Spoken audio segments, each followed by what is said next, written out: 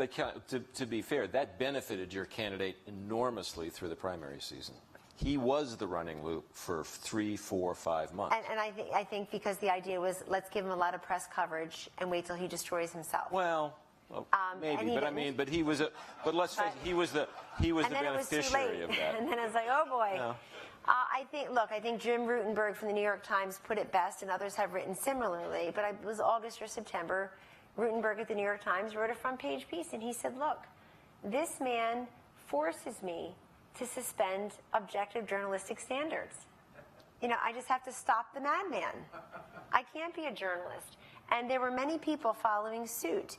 And it's unfortunate because the media are filled with very smart people who spent a lot of time on the road covering this campaign, living out of suitcases. And so but the other thing I want to tell you is I think it created sympathy for Donald Trump in the end, because you had a couple October surprises, believe me, on both campaigns, but I did not understand why the Clinton campaign stuck with the strategy they did, where they basically made the campaign in the end about what Donald Trump said about 1 or 2 or different people, and they ran paid ads about it. It went on for 6 or 7 weeks. And you know what happens in America? We move on like that. And you're like, seriously? This is the 500th time you've been in my living room telling me this is important to me, and it wasn't important to them. If it was important to them, they had already assimilated it into their voting score, if you will.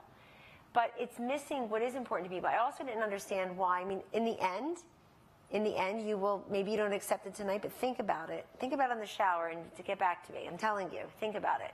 And tell me who ran the more aspirational, uplifting, positive campaign toward the end.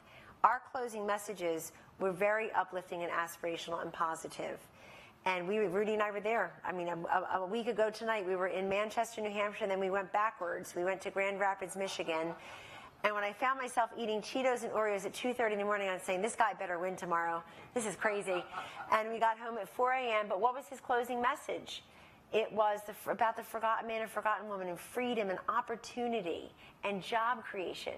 And Secretary Clinton's closing message was about the fact that Donald Trump takes the wings off of butterflies. And nobody wanted to hear that anymore. This country wants you to talk about what you're going to do for them. And there are people out there who are suffering. And there are people out there who are not suffering, but think that they can't get a fair shake. But any way you cut it, people wanted a substantive, aspirational, uplifting message at the end.